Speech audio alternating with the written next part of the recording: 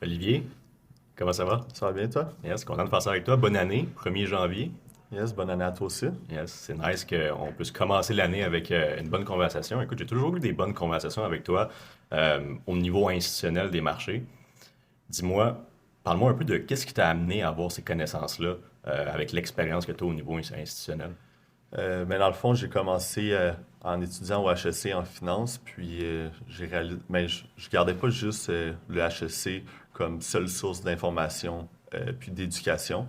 Donc, en combinant une éducation par moi-même de mon côté, puis l'université, c'est là que j'ai compris que ce qu'on apprenait à l'école, c'était beaucoup des choses qui étaient arrivées il y a plusieurs années, mais c'était pas nécessairement la réalité d'aujourd'hui. Donc, c'est là que j'ai décidé vraiment de double down là-dessus, de creuser encore plus loin, puis de vraiment, c'est là que j'ai réalisé que, tu sais, de la manière que les institutions se positionnent, c'est souvent, tu sais, la manière que, en tant qu'investisseur, tu veux être positionné aussi, là. Ouais, c'est ça, tu peux suivre les institutions plutôt que d'aller contre eux, là.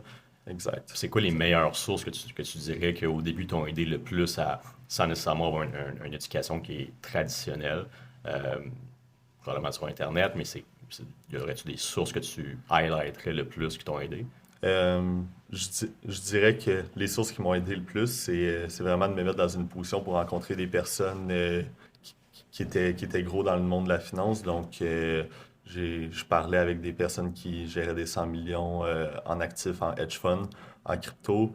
Je me mettais dans des positions pour parler à d'autres gros joueurs de l'industrie. Donc, c'est là que bâti vraiment mon frame de comment je veux me positionner aussi dans le marché, puis de comment aussi aller chercher toutes ces informations-là, là. Ouais, c'est fou, honnêtement, c'est un peu de la même manière qui s'est passé de mon côté, là. Les premières années que j'ai commencé à trader, j'étais beaucoup plus, mais tu sais, j'avais pas vraiment de coach ou de gens que je connaissais qui étaient proches de moi. Par contre, je connaissais des gens qui étaient à New York, qui manageaient des trading floors, des hedge funds.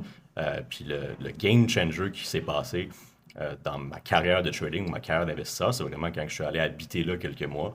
Puis après ça, lorsque j'ai commencé à voir comment que les institutions pensaient, comment que les institutions tradaient les marchés, le niveau beaucoup plus institutionnel, puis les connaissances que ces gens-là y ont, c'est vraiment Mm. différent de ce que nous on voit en tant que retail trader là, au début Ouais. quand on commence. Puis comme tu dis, honnêtement, t'entourer de les bonnes personnes, puis de suivre les institutions, puis de voir où est-ce que eux ils s'en vont, c'est vraiment. Écoute, je suis très d'accord avec toi, c'est comme ça aussi que moi, ça a été un gros game changer, là. T'étais à Wall Street un peu? Ouais, ben en fait, j'ai habité à Manhattan pendant quelques mois. C'était pas sur Wall Street, là, mais c'était proche de Wall Street. Mm. Puis la plupart des. J'avais un ami, c'était aussi une bonne histoire, là. J'avais un ami qui travaillait pour Bloomberg, qui vendait les Bloomberg Terminal euh, pour le Québec. Fait que tous les gros fonds d'investissement à Montréal, ils faisaient tout le temps 2 semaines à Montréal, 2 semaines à New York. Puis ils vendaient le Bloomberg Terminal, par exemple, à la Caisse de dépôt ou à Desjardins ou à Manuvie. Puis c'est lui que, au début, il m'a invité à New York. Il m'a fait une présentation du Bloomberg Terminal dans le headquarter de Bloomberg. Puis après ça, ben, il m'a présenté à plusieurs autres traders qui travaillaient pour Bloomberg, mais aussi pour des trading floors et des hedge funds. Puis c'est vraiment là que j'ai compris un peu que ce niveau institutionnel, puis que les institutions, en fait, ils regardent beaucoup plus le fondamental que les retail traders. Quand on commence à trader, on nous dit que tout ce qu'on a de besoin, c'est de regarder un chart puis des chandelles. Ouais. Mais ça m'a vraiment fait comprendre l'autre côté, qui est vraiment le côté institutionnel. Toi, tu dirais que t'as plus le côté technique ou le côté fondamental que tu es en Je mesure de maîtriser puis de mettre à ton avantage? C'est une bonne question. Je pense que les deux côtés sont bons, mais dans la manière que je regarde les marchés, puis dans la manière que je fais mes prévisions, c'est toujours, je dirais, 80% fondamental, puis 20-25% technique. Tu sais, le technique, c'est juste la représentation du fondamental sur un graphique. Fait que c'est pas à cause d'un trendline que le marché va aller en haut ou le marché va aller en bas. Mm. C'est à cause du mouvement fondamental qu'il y a derrière. Donc, c'est vraiment le fondamental qui va faire en sorte que le marché va bouger, mais c'est pas à cause de ton trendline que l'économie américaine va apprécier par rapport à l'économie canadienne. Mm. C'est vraiment à cause des facteurs fondamentaux derrière. Fait que ce que je fais, c'est toujours bâtir une idée fondamentale. Même avant d'ouvrir le graphique, je sais où est-ce que le marché devrait aller, où je fais mes prévisions même avant de regarder un graphique. Puis après ça, je vais me positionner avec des stratégies techniques. Fait que je pense que l'analyse technique, c'est vraiment bon juste pour trouver les meilleurs points d'entrée, les meilleurs positionnements, mais l'idée de où est-ce que le marché va aller, je crois que c'est beaucoup plus fondamental. Puis c'est comme ça que les institutions regardent le marché, puis trade dans le marché, investissent dans le marché, selon ce que j'ai vu à New York il y a quelques années. Fait que je pense que c'est vraiment plus comme ça que je bâtis mon, ma stratégie. Donc 20% technique, 80-85% fondamental. Ouais, je suis d'accord. Personnellement, c'est exactement la même chose que je fais. Pourquoi aussi, tu sais, j'ai l'impression que sur le côté technique, ça peut être un peu plus manipulé que le côté fondamental. Donc, si tu es à 80 technique, 20% fondamental, ben, Ouais. les probabilités ils sont moins à ton avantage. Tandis que si c'est le contraire, ben, tu te bases sur quelque chose qui peut pas nécessairement être manipulé énormément, là. Non, c'est vrai à 100%. Toi, justement, dans la crypto, si je te pose la question, sur à peu près les mêmes ratios, donc qu'est-ce que tu regardes au niveau fondamental dans la crypto? C'est sûr que c'est différent de des marchés que, par exemple, moi, je suis plus dans les stocks puis le forex. Mais toi, dans la crypto, comment que ça se passe? Ben, je regarde pas juste le fondamental de la crypto, je regarde vraiment aussi les autres marchés parce que tous les marchés affectent tous les marchés. Donc, c'est certain que regarder le stock market, c'est nécessaire.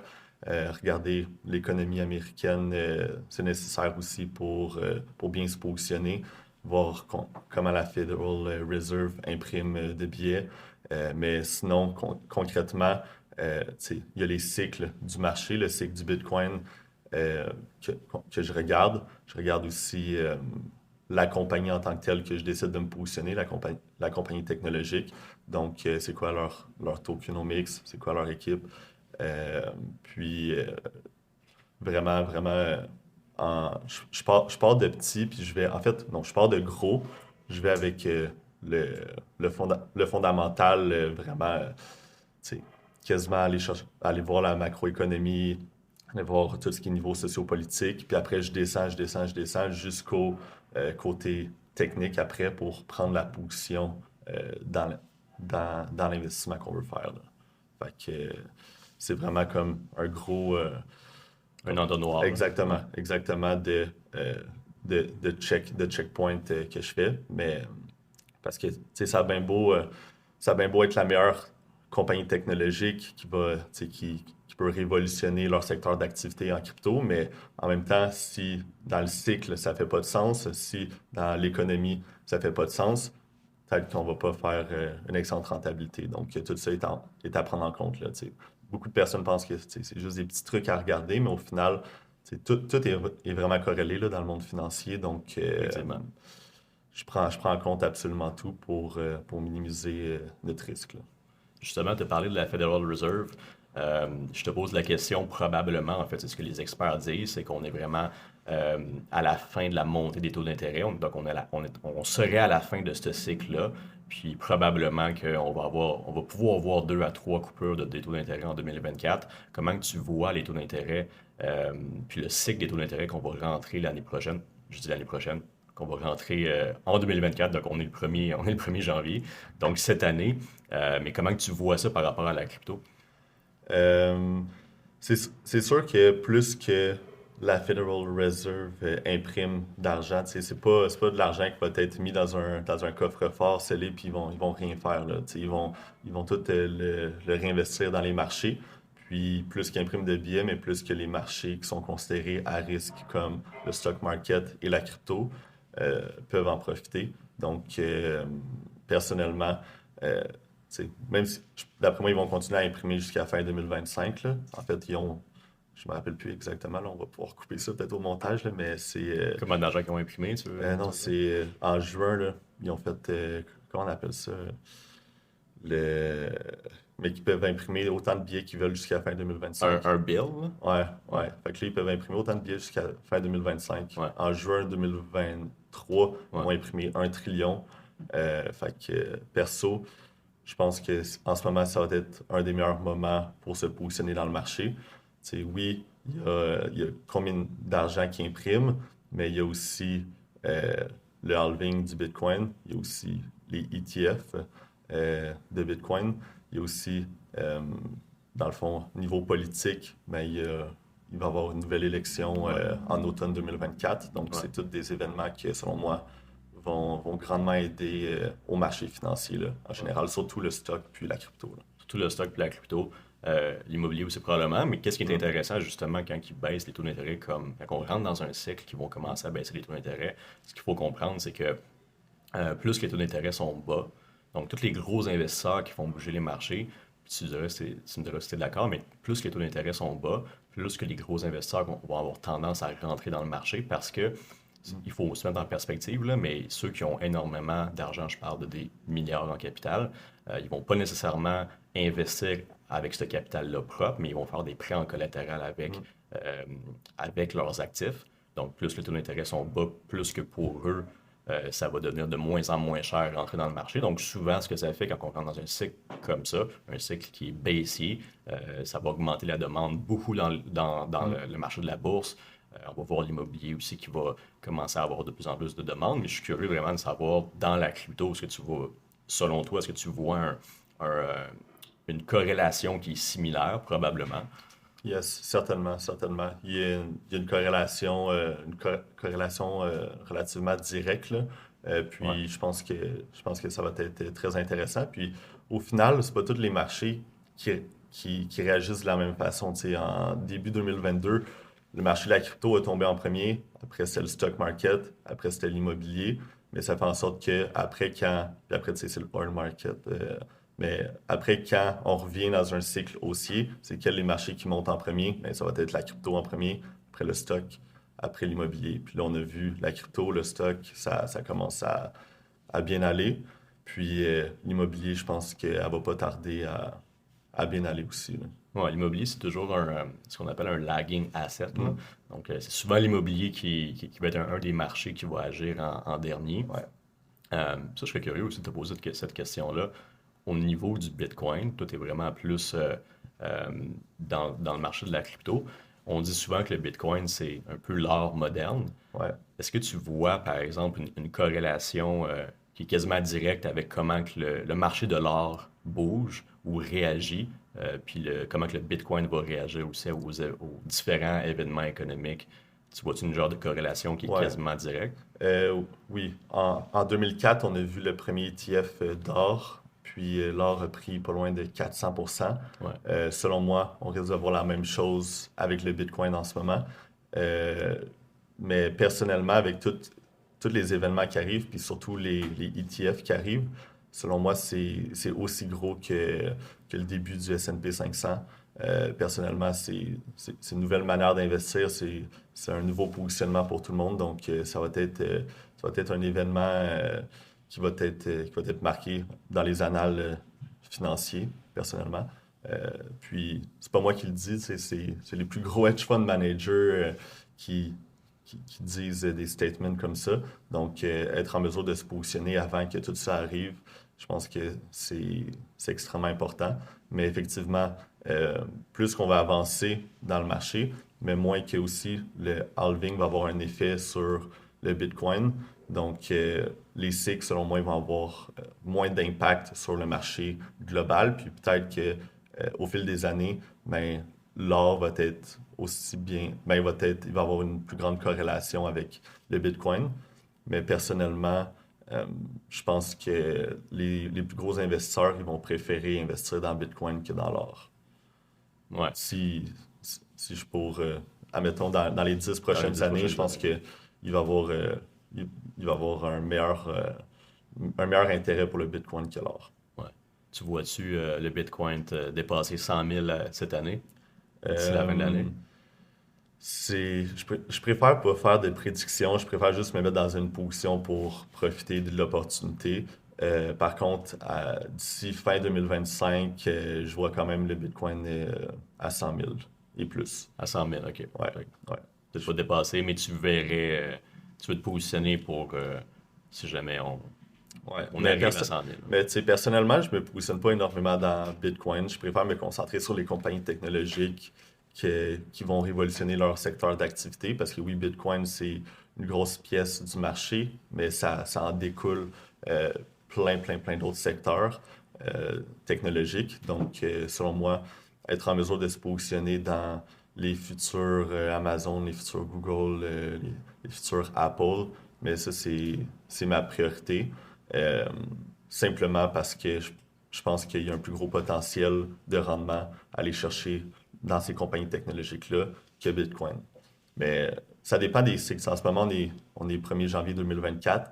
On est dans un moment que la dominance du Bitcoin va diminuer, puis elle va se transmettre vers les altcoins, vers les compagnies technologiques.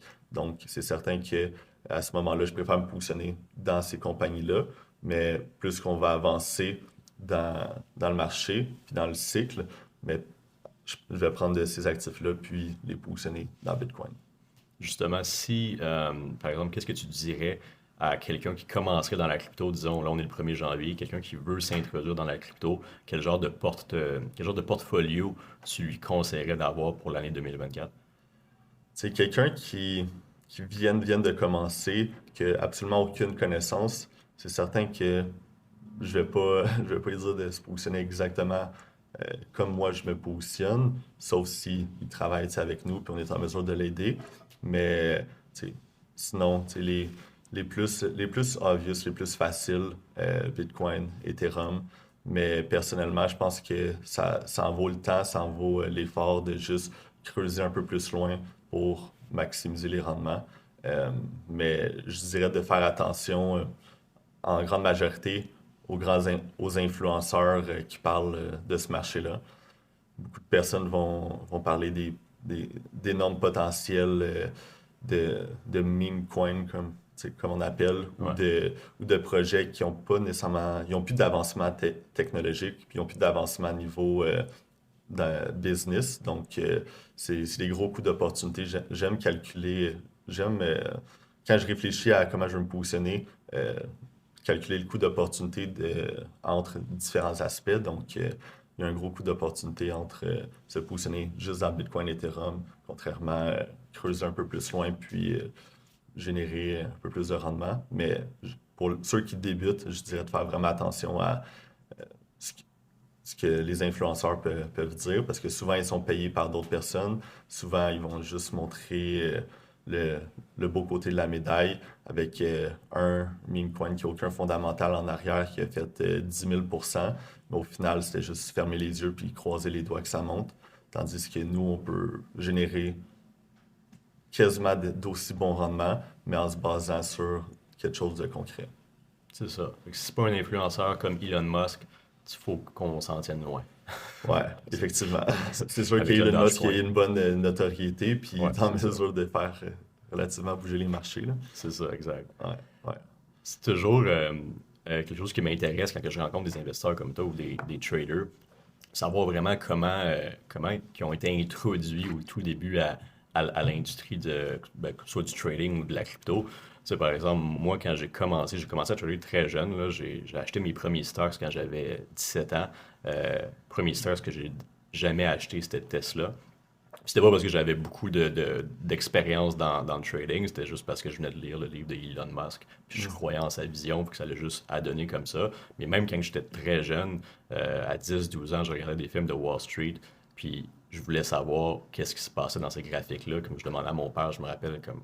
Puis mon père, c'est pas un trader, là, mais j'essaie de lui demander qu'est-ce qui se passait dans ces graphiques-là. Fait que j'ai toujours été très intéressé à ça, comme attiré par ça. Mais je veux savoir, comme toi, comment tu as été introduit à ça, comment que ça s'est passé. Ben, personnellement aussi, j'ai commencé à avoir un intérêt quand même très jeune. Puis, à 18 ans, c'est drôle, ben, mon premier investissement, ça a été Tesla. Euh, Aussi. j'aimais le côté, ben, j'ai toujours aimé le côté financier, mais aussi le côté technologique. Puis, c'est ça, j'ai fait d'excellents rendements avec Tesla. Euh, Tu l'as-tu holdé jusqu'à maintenant? non, mais je l'ai vendu à quand même 1000% de rendement, fait que, ce Ouais. qui est quand même pas très, C'est très bon. très, Moi, je très l'avais bon. gardé, je pense, les 3 premières années, mais après ça, Ouais, c'est ça, je l'ai moi aussi. vendu. Je pense que c'était en 2014, ouais, 2013. 2013. Tu l'as vendu en 2013? Non, je l'ai Ok. acheté en 2000. 2013. Ok, ok. Je l'ai revendu après. Je l'ai pas holdé jusqu'à maintenant, mais je pense dans les 3 premières années, ça a été mon premier trade à vie. Ça a été un très bon trade. Mais c'était pas. Je pense que dans ce temps-là, quand tu commences, t'as pas nécessairement toutes les connaissances techniques puis fondamentales. Fait que c'était zéro un trade fondamental, zéro Hmm. technique. C'était juste parce que je venais de lire le livre, puis je croyais en sa vision. Mais je pense que c'était un bon instinct. Puis toi, c'était ton premier trade aussi que t'as Ouais, jamais fait. c'est de 2018 à 2020 environ, là, que Que j'ai gardé. quand ils ont.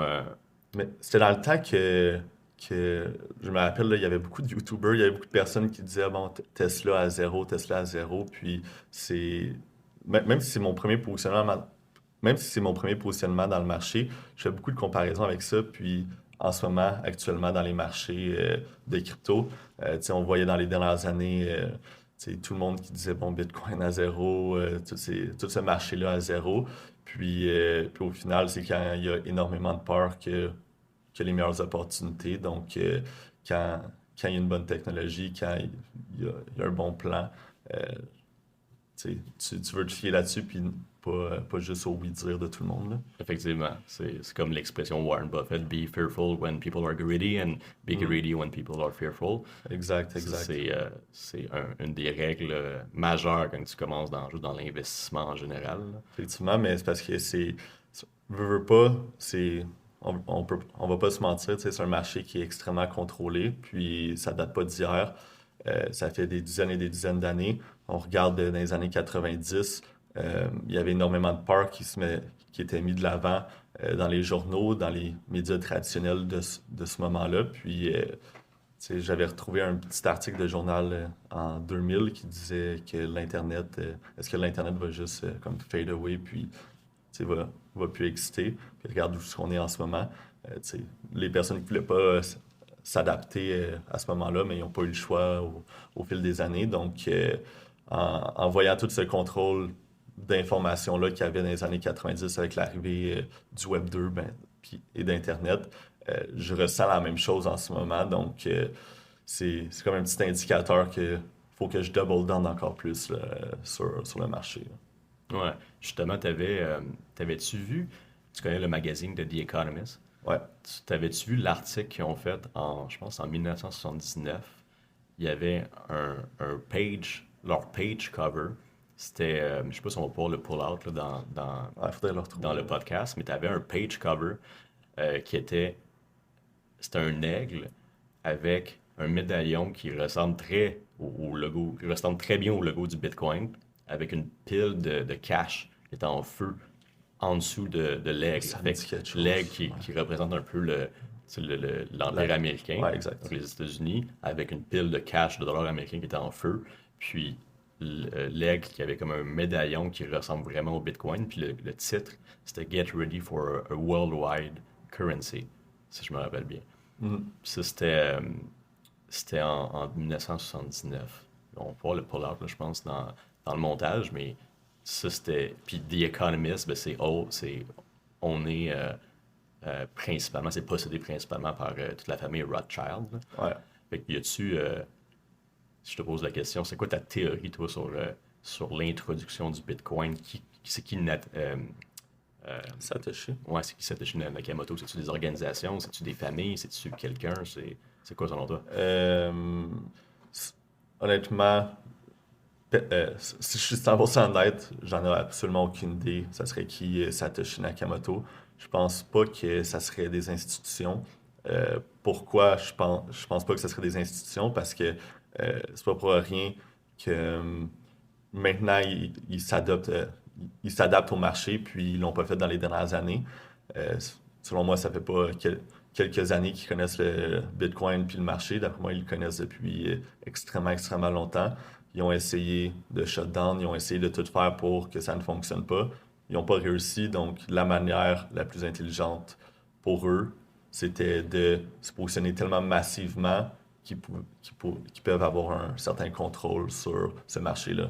Plus que tu te positionnes massivement avec énormément de liquidité dans un marché qui a très peu de liquidité encore, mais plus tu as un contrôle sur celui-ci. Donc, je pense pas que c'est des gros joueurs comme ça qui sont en arrière, parce que tu sais, il y a eu certaines attaques là, sur la tech derrière Bitcoin, puis rien, jamais réussi à l'affecter, puis à le shut down. Donc, la seule façon qu'ils pouvaient mettre ça à leur avantage, c'était selon moi, c'est mettre une peur dans le marché, donc diminuer la liquidité du marché, puis après, double down Remonter. encore plus. Là. Puis, tu sais, Ouais. regarde, le stock market, corrige-moi si je me trompe, il est environ 50 trillions, puis la crypto est environ 1,5. Fait que, tu sais, même si 1,5 trillion, ça semble énormément, ben, on regarde juste en juin 2023, ils en ont imprimé 1 trillion. Fait que, Non, tu sais, exact.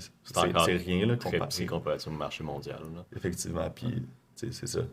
Puis c'est un marché mondial, donc c'est pas juste les États-Unis, c'est pas juste le Canada, tu sais, c'est vraiment tous les pays, toutes les compagnies technologiques aussi de partout. Puis aussi, c'est un marché qui va, selon moi, digitaliser beaucoup de choses, dont l'immobilier, dont tout. Je serais pas surpris que même le stock market puisse embarquer là-dedans. Donc, c'est un peu comme ça que Larry Fink, il voit aussi le marché. Donc, je serais pas surpris de voir énormément de développement positif à l'utilisation de cette technologie-là puis du marché en Ouais. globalité, là. Justement, là, je pense que lui, Larry Fink et BlackRock, je pense qu'ils ont commencé à rentrer officiellement ou à prendre des positions ouvertement dans le Bitcoin cette année.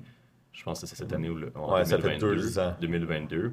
Puis ceux qui ne savent pas c'est qui Larry Fink puis BlackRock, pour se mettre en perspective, je pense qu'il y a 150 trilliards d'argent en circulation dans le monde. Puis BlackRock doit valoir 10, ils en ont 10 sous gestion. ils ont 10 trilliards sous gestion, fait qu'ils possèdent à peu près 80% des compagnies dans le S&P 500. Euh, il y a beaucoup de gens qui commencent à dire que c'est pas le président des États-Unis qui a le plus de pouvoir dans le marché mondial, mais c'est lui, la société BlackRock, puis State Street. Là, ça, c'est super intéressant, mais effectivement, lui qui commence à rentrer dans le marché des cryptos euh, Mm. officiellement. Officiellement, je dis officiellement parce que ça se peut qu'il l'ait fait avant, mais le fait qu'il commence à le dire, ça met beaucoup de pouvoir là, Ouais. sur le Bitcoin. Tu penses quoi de ça? Mais il avait fait un statement il y a 2 ans comme quoi l'immobilier c'était leur actif principal à BlackRock depuis des dizaines d'années, Ouais, puis qu'il allait bouger vers les cryptos. Donc ça en dit beaucoup. Mais effectivement, personnellement, je pense que clairement Larry Fink a plus de pouvoir que le gouvernement. Puis au final, il y a pas juste Larry Fink qui a plus de pouvoir que le gouvernement, là, on s'entend, il y non, a non, c'est ça. la Federal Reserve, il y a l'IMF, puis tu sais, il n'est pas juste connecté avec le gouvernement des États-Unis, il est connecté avec absolument tous les gouvernements, beaucoup la Chine aussi récemment, sur tout ce qui est intelligence artificielle, sécurité et tout. Puis si tu regardes la crise en 2008, c'est qui les gouvernements qui ont engagé pour remédier à cette crise-là? Euh, c'était c'est BlackRock, c'était Larry Fink.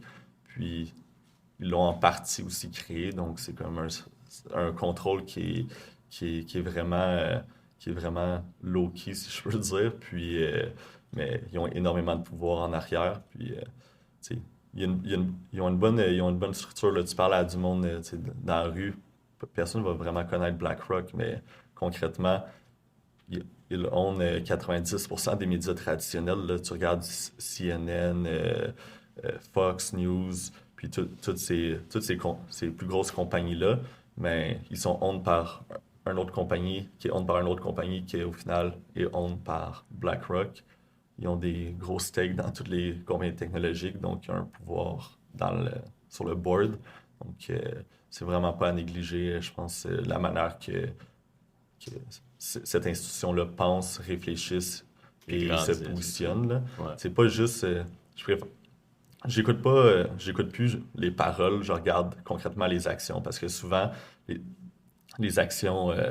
En fait, les paroles ne reflètent pas du tout les actions. Puis, dernièrement, j'ai vu, dans le fond, la firme JP Morgan, euh, dans le fond, qui est vraiment, qui donne beaucoup, beaucoup de narratifs négatifs par rapport au marché des cryptos, mais qu'en arrière, ils bâtissent des sociétés qui investissent des centaines et des centaines de millions dans le marché. Mais ouais, c'est Donc, ça. clairement, ça fait aucun sens par rapport à ce qu'ils disent, mais tu veux regarder clairement ce qu'ils font. Puis, tu sais, ça date pas d'hier.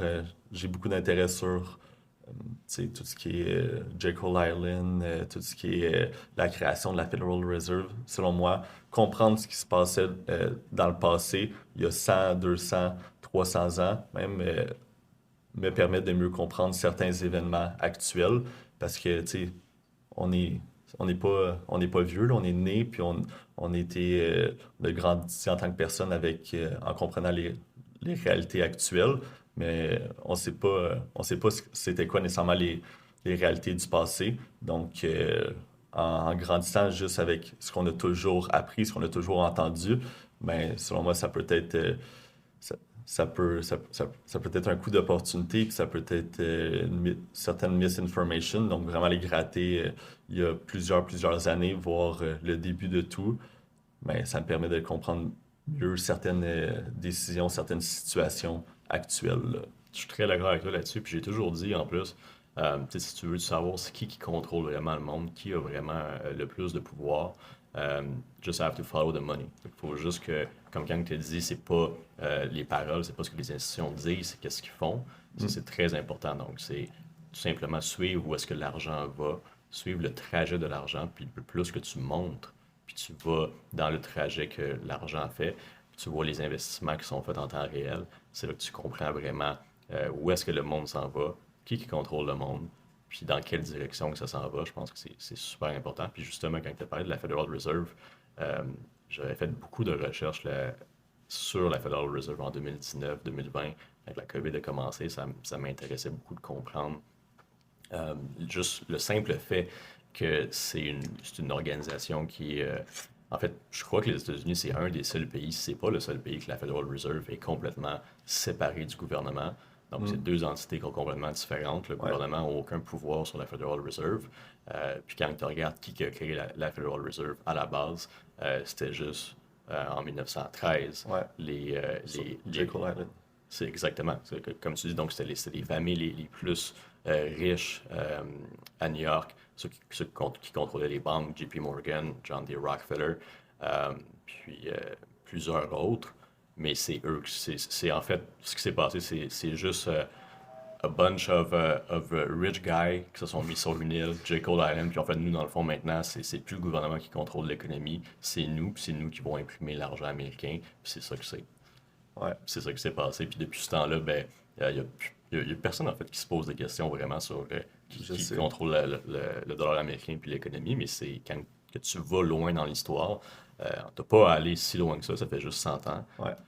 Mais quand que tu lis l'histoire puis tu comprends, mais maintenant là, tu comprends euh, qui, qui, qui a vraiment un contrôle puis un emprise sur l'économie, puis où est-ce que ça s'en va, puis pourquoi ça s'en va dans une certaine direction. Ouais, effectivement, selon moi, c'est la base que tout investisseur devrait avoir. Puis c'est ce que j'avais oublié tantôt, là, mais c'est ça, le gouvernement des États-Unis a fait un debt ceiling. Donc, ça, c'est en juin, donc là, qui peuvent imprimer autant d'argent. Donc, c'est même pas eux qui décident, c'est avec la Federal Reserve, Reserve. ouais. Puis, tu sais, c'est là que tu comprends que c'est pas nécessairement le gouvernement qui a le plus gros pouvoir dans toute cette industrie-là, là. C'est ça, effectivement. C'est super intéressant quand tu regardes l'histoire. Je sais pas si tu as lu aussi, tu connais obviously Ray Dalio. Ouais, Euh, le livre qu'il a fait dernièrement, en fait, il en a fait un dernier en 2000, cette année, mais lui qui a fait en 2020 How to Navigate the Big Debt Cycle. Ça, c'est un livre extrêmement intéressant. Il a littéralement appris, comme que tu as dit, les cycles économiques des 300 dernières années, incluant les différentes reserve currency, donc les différentes devises réserves qu'il y a eu dans l'histoire. Fait mm, tu sais, dans les 100 dernières années, ben, la devise réserve mondiale, c'est le dollar américain. ouais, Mais avant ça, c'était le British Pound. Puis avant ça, dans le temps qu'ils ont commencé à former les premières compagnies dans les années 1600, c'était si je me trompe pas, le Deutsche, ouais, ouais, si je me rappelle bien. effectivement. Mais dans ce livre-là, il va vraiment expliquer, c'est très bien expliqué, là, vraiment chaque cycle, puis pourquoi tel empire, là, il appelle ça comme des empires mondiaux. Fait que dans les 100 dernières années, ben, le pays qui avait le plus d'influence puis qui avait la devise réserve, c'est les États-Unis. Mm. Puis, ce qui explique, c'est que c'est tous des cycles d'à peu près 70 à 100 ans. Puis là, en ce moment, si tu regardes le cycle, les États-Unis ont eu leur pic après la Deuxième Guerre mondiale. Mm. Dans les années 50, les années 60, c'est là que l'économie américaine a été vraiment en effervescence. Puis Effectivement. l'inflation a commencé à faire les 10-15% dans les années 70. Puis là, c'est là ils ont séparé le dollar américain, euh, puis la connexion que le dollar américain avait avec l'or. Puis depuis ce temps-là, ben, l'économie américaine, on peut argumenter qu'elle a été de plus en plus en déclin, là, avec son Effectivement. pouvoir aussi. Là. Fait que là, qu'est-ce qui est intéressant, c'est qu'on serait, si tu regardes ce cycle-là, on est comme à la fin du pouvoir de l'Empire américain, puis du Mm. dollar américain aussi. Euh, puis, comme qu'on comprend, c'est que c'est vraiment des cycles de 60 à 100 ans, de 70 ans à 100 ans. Fait que là, ça serait de voir quelle, euh, quelle soit compagnie, quel ou pays aurait le prochain, comment je peux dire ça, deviendrait le, le prochain États-Unis ou quelle entité en fait aurait la plus grande emprise dans les 70 à 100 prochaines années qui contrôlerait aussi la devise réserve. Qu'est-ce que ça serait la prochaine devise réserve aussi? Ça, c'est quelque chose d'intéressant. Est-ce que tu penses que ça va être une crypto? Est-ce que tu penses que ça va être possédé par une entité ou ça va être possédé juste ça va être décentralisé peut-être? C'est quoi ton avis là-dessus? Ben, Ray Dalio il a beaucoup parlé de la Chine. Ouais, Puis, selon moi, c'est pas pour rien que euh, ben, BlackRock se positionne énormément aussi en Chine en ce moment. Comme je disais tantôt, là, avec tous les systèmes de sécurité, intelligence artificielle et tout. Puis, selon moi aussi, c'est pas pour rien que il y a 2 ans, la Chine avait banni l'investissement crypto à tous leurs retail investors. Puis moins de 2 ans plus tard, ils ont changé de discours complètement par rapport à ça. Donc, un changement de discours aussi important en très peu de temps veut en dire énormément beaucoup. Donc, ils savent qu'ils n'ont pas le choix de s'adapter aux nouvelles réalités des marchés financiers. Puis, s'ils veulent devenir la prochaine puissance mondiale, en guillemets. Mais je pense que la Chine pourrait l'être, mais j'enlève pas la possibilité que Bitcoin aussi le soit. Tu sais, tu regardes d'autres pays, peut-être Amérique latine, tu regardes l'Argentine, qui ont atteint un seuil d'inflation qui me qui me fait capoter, honnêtement. Là, tu sais, 110% quasiment d'inflation. Donc, ça va être l'enfer à habiter là-bas. Donc, tu sais, là, on voit quand même les changements radicaux que ces pays-là ils font en lien avec le Bitcoin puis le marché global. Mais le, tu sais, l'inflation est partout, donc je pense que veux pas, tous les pays auront pas le choix de s'adapter. Mais sinon, en termes de puissance, je pense que ça va être la Chine. La seule chose qui m'amène à penser que peut-être pas, si je fais l'avocat du diable, c'est leur seuil de naissance qui a diminué drastiquement. Donc, ils vont être plus qu'on va avancer, ils vont être dans une population vieillissante. Donc, ils vont avoir moins de nouveaux talents, moins de jeunes. Puis c'est là que ça peut être un couteau à double tranchant parce que tu sais, ils ont mis cette loi-là là, que c'est un bébé maximum. Euh, on commence déjà à voir les répercussions avec l'immobilier là-bas. ouais. Donc ça pourrait jouer, selon moi, sur le talent, sur le fait qu'ils deviennent la prochaine puissance mondiale. Donc tu sais, ça reste à voir. Tu sais, il faut toujours se renouveler, se réadapter aux nouvelles réalités. Donc, Non, c'est ça. si tu es dans une population vieillissante, ça peut être extrêmement dur, là, Mais ça, c'est partout en ce moment, à travers le monde, si tu regardes les statistiques, là, c'est pas mal tous les pays sont dans cette position-là. C'est Mais sûr, c'est peut-être autant, pas ouais, autant que la c'est Chine, ça. là. La Chine, c'est juste que c'est un autre niveau là, qui Ouais, avait la loi de un bébé maximum, puis selon moi, qui commence à voir vraiment les répercussions en ce moment, mais qui vont les voir encore plus dans le futur. Mais effectivement que c'est pas mal partout, mais selon moi encore plus en Chine.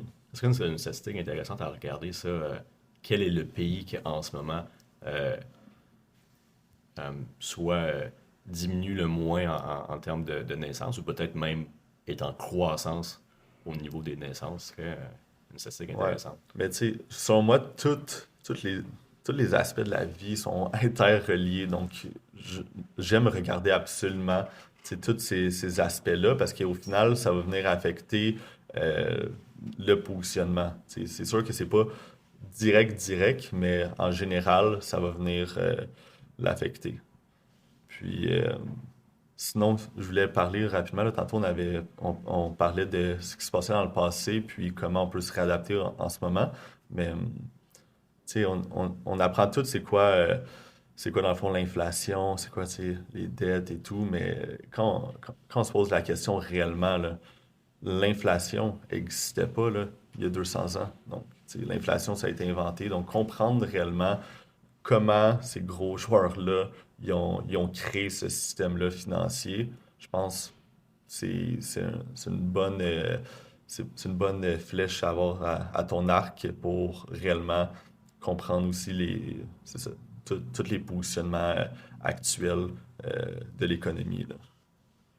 Oui, non, effectivement. Tu dis que l'inflation n'existait pas, là, Non, mais 200 ans? l'inflation, on veut pas, elle a été inventée. Le terme inflation a été inventé, tous ces Ouais, termes-là peut-être qu'il ne financiers. trackait pas, mettons. Peut-être qu'il ne trackait Non, pas. mais ouais, ben, quand c'était quand c'était le dollar US était corrélé ben, avec l'or, il n'y avait pas nécessairement d'inflation, là. C'est vrai, mais le concept de. Tu sais, mettons que là, je pense à haute voix, là, mais le concept de. Tu sais, la raison pour laquelle il y a de l'inflation, mettons, dans le temps que. euh, si on regarde, mettons, le Milan, puis les gens échangeaient des, disons que la devise était des dollars. Ok? Ouais, Les gens échangeaient de l'or. Parce que dans le fond, l'inflation est aussi créée, elle est créée parce que la- il y a plus de devises qui est imprimée, mais elle est aussi créée parce que les gens dépensent plus, puis l'économie grandit, puis là, le fait que les gens ils dépensent plus, ça augmente la demande des goods and services, puis là, parce que la demande augmente, ben là, les compagnies chargent un peu plus cher pour leurs produits, donc là, le- la devise perd de la valeur, puis ça, c'est un peu ça aussi l'inflation, right? ouais.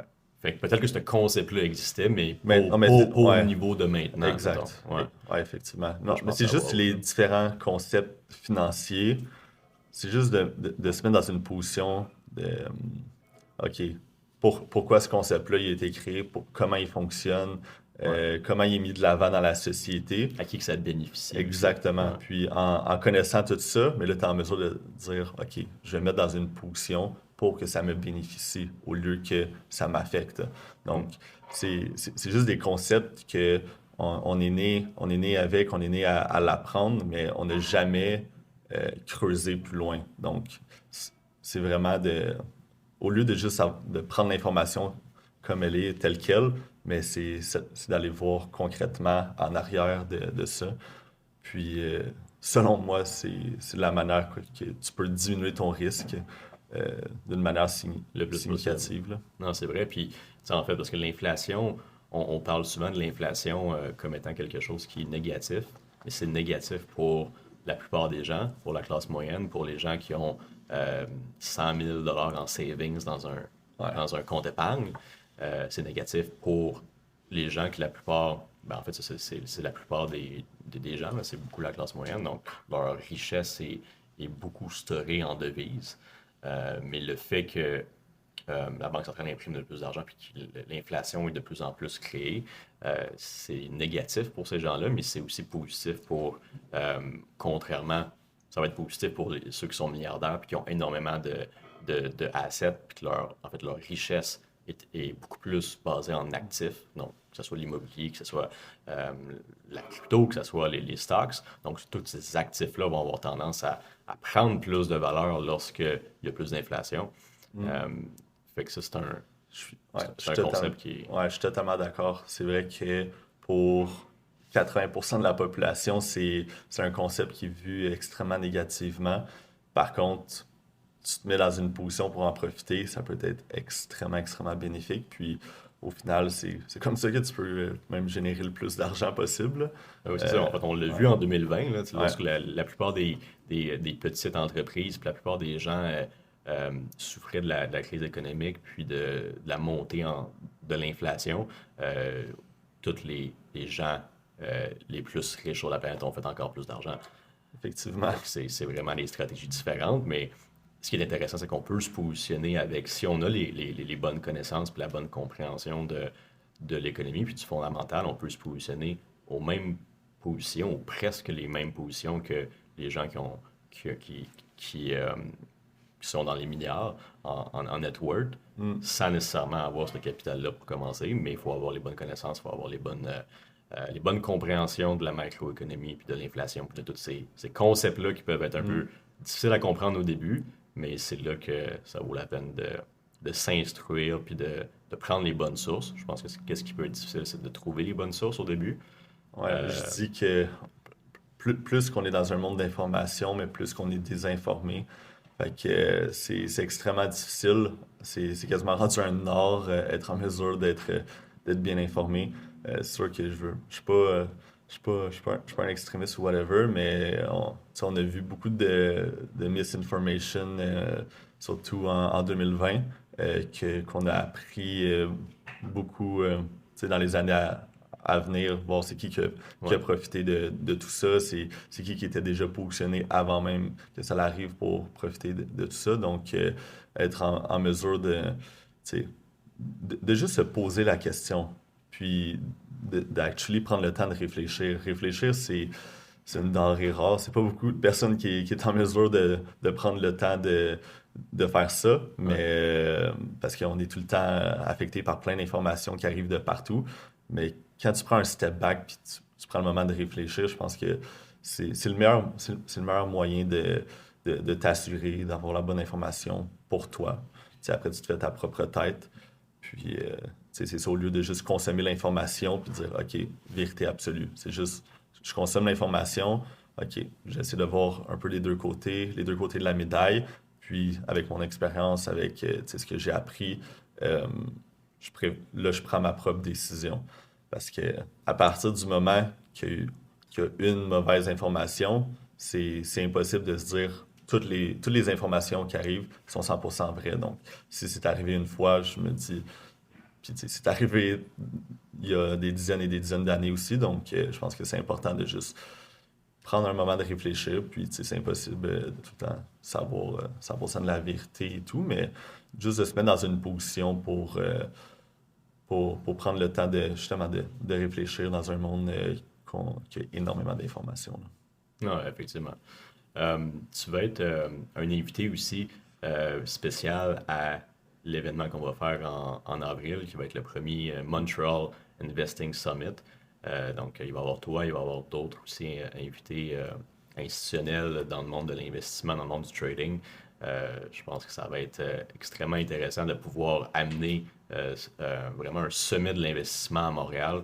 Ça s'est jamais vraiment fait. Mm, Euh, c'est vrai. qu'est-ce que tu penses que, en fait, qu'est-ce que tu penses de ça comment je veux dire ça? Qu'est-ce que tu penses de l'idée de faire un événement comme ça à la base pour la première fois à Montréal? Je pense avoir un événement comme ça à Montréal, je pense que c'est nécessaire.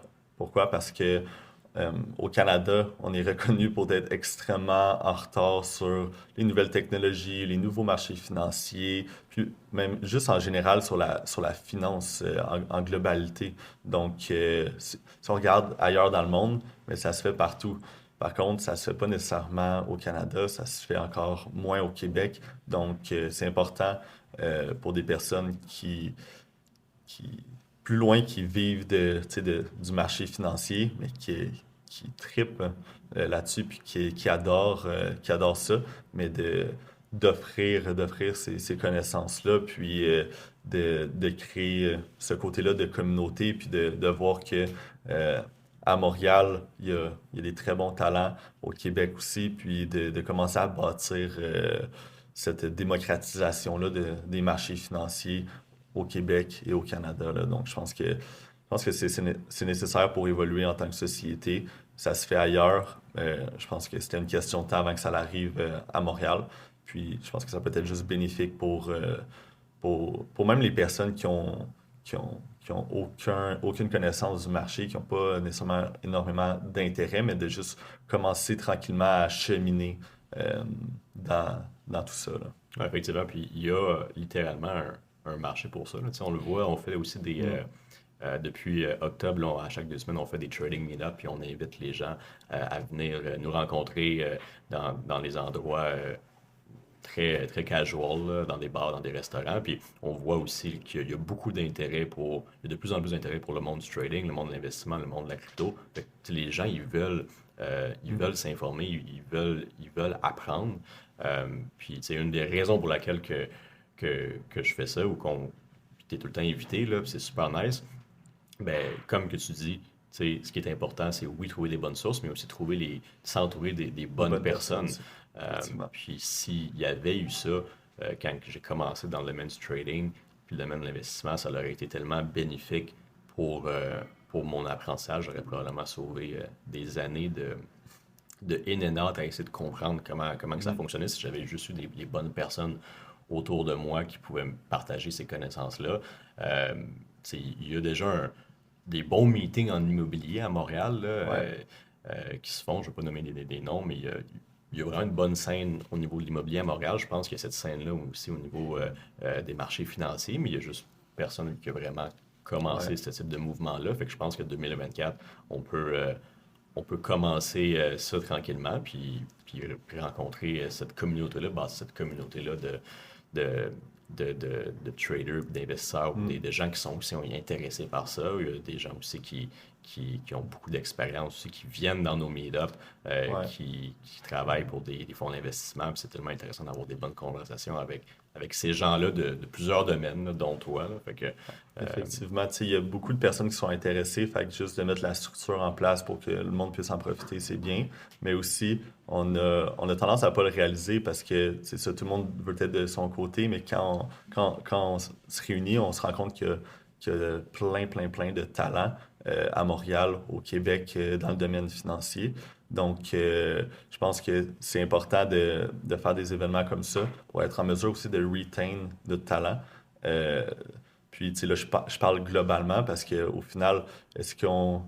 S'il n'y a rien comme ça qui se fait, mais tout le monde va avoir plus d'intérêt à partir du Québec, partir de Montréal pour aller ailleurs, pour s'entourer de ces personnes-là. Tandis que si il y a des événements comme ça, des regroupements, mais là, on est en mesure de juste brainstorm tout le monde, puis d'être en mesure que ces talents-là veulent rester à Montréal parce qu'ils voient qu'ils sont entourés de d'autres talents. Donc, être en mesure de retain ces personnes-là, je pense que c'est quelque chose qui est important pour le Québec puis le Canada là, en général.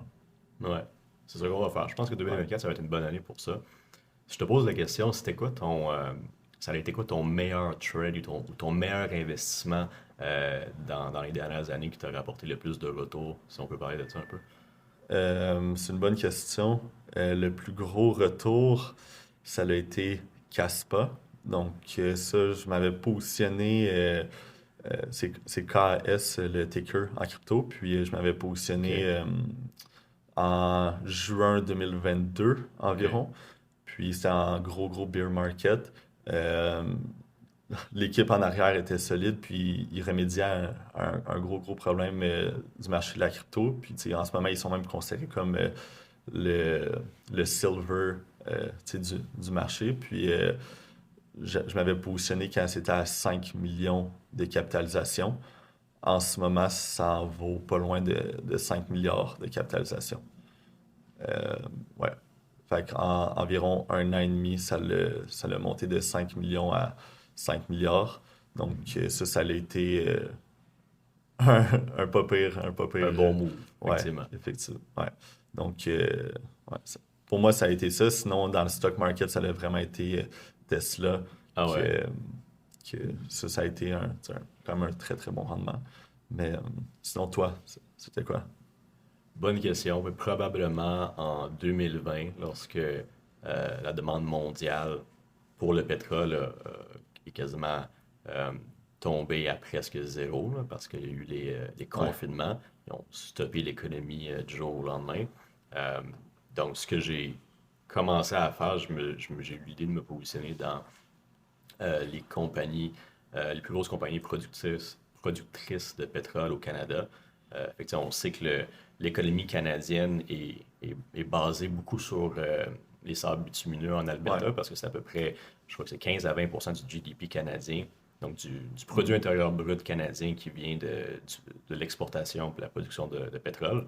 C'est pour ça aussi que quand tu trades le Forex, puis tu regardes, mettons, USD CAD, puis à chaque fois que le pétrole va prendre un peu de valeur ou va en perdre, le dollar canadien va être beaucoup en corrélation avec ça. Donc, lorsque le pétrole prend de la valeur, le dollar canadien, tu peux regarder ça, là, c'est super intéressant de voir la corrélation, mais le dollar canadien va aussi prendre la valeur quasiment directement. Là. Qu'est-ce que j'ai fait, c'est que les compagnies de pétrole canadiennes qui avaient perdu énormément de valeur, Suncor, Ovintiv, j'ai commencé à me positionner tranquillement parce que c'était pas... Dans ma tête, oui, il y avait un certain risque, mais le risque était plus au niveau de combien de temps ça allait, Exact. ça allait rester, mais c'était sûr à 100% que la demande de pétrole mondiale n'allait pas rester à zéro pendant vitam aeternam. Là. Donc, c'était juste une question de temps avant que ça recommence à monter. Donc, je pense que c'était une opportunité in a lifetime, comme dans une vie, de voir le pétrole n'avait jamais descendu autant que ça. Il était quasiment négatif, hein, le baril. Le baril, en fait, les futures de baril étaient en négatif. Pour la première fois dans l'histoire de l'économie. Donc, je me suis positionné dans quelques compagnies canadiennes de pétrole. Pourquoi les compagnies canadiennes? Parce que, comme que je dis, l'économie canadienne a encore une plus grosse influence sur... en fait, le prix du pétrole a encore une plus grosse influence sur l'économie canadienne que même les États-Unis. Donc, je pensais qu'il y avait un encore plus gros potentiel avec les compagnies canadiennes pour cette raison-là. Puis, 6 à 10 mois après, ces compagnies-là sont revenues même plus haut que le prix qu'il était en 2019. Donc, ça a fait du 100, 200, 300%. Même Ovintiv a fait 815%. Puis j'avais un bon stake dans cette compagnie-là aussi. Donc, ça, dans les dernières années, je pense que ça a été un de mes plus gros bets. Mais c'est ça. Fait que, encore là, c'est un exemple que dans toutes les crises, c'est souvent là que tu as les meilleures opportunités. Il faut juste que tu sois alerte, puis que tu approches les crises puis les récessions de la bonne manière. D'une manière positive. D'une manière positive, d'une manière avec une certaine ouverture que lorsque ça va mal, il y a tout le temps des... C'est là que ça va. C'est là que tu vas tout le temps trouver les meilleures opportunités. Il faut juste que tu sois alerte, que tu sois créatif. Ça, je pense que c'était un de mes meilleurs bets dans les 3 dernières années. Moi, je l'avais vu, j'en avais pas profité, mais c'est vrai que c'est extrêmement rare qu'une opportunité comme ça se présente là, dans les marchés. Fait que, non, mais c'était bon, ça. Très bon. Ouais, ça a été un bon move, je pense. Alright, Olivier, ça m'a fait plaisir d'avoir cette bonne conversation-là avec toi. Je suis content parce que on a eu des bonnes conversations ensemble avant, mais c'est tout le temps plus intéressant quand c'est filmé, puis on peut partager ça avec les gens qui nous écoutent. Donc, hopefully, on va pouvoir s'en refaire une en 2024, mais aussi tu vas être encore une fois présent au Montreal Investing Summit qu'on va faire le 20 avril, et tu vas être un invité spécial, puis on va pouvoir avoir une bonne conversation en format Q&A sur le stage, sur la scène de l'événement. Donc, ça va me faire plaisir qu'on fasse ça ensemble. Merci d'avoir été là. Merci de l'invitation, certainement. Puis aussi, je suis là à certains événements aussi. À chaque quelques semaines, là, on fait des événements. Donc, des trading meetup, ouais. Excellent. Puis, justement, tu es présent au trading meetup si les gens veulent venir te rencontrer aussi. Puis, sinon, si les gens veulent te suivre sur Instagram, tu es aussi présent avec Olivier. Ton nom, c'est Olivier Saint-Pierre, ton Instagram aussi. Ouais. Ben, Oli Baramba Saint-Pierre, S-I-N-T. Fait que, anyway. Ils peuvent me trouver facilement, je suis certain. On va mettre ça dans la description. Alright, mon chum. Merci d'avoir été là. C'était un plaisir. Merci à toi. Yes, merci.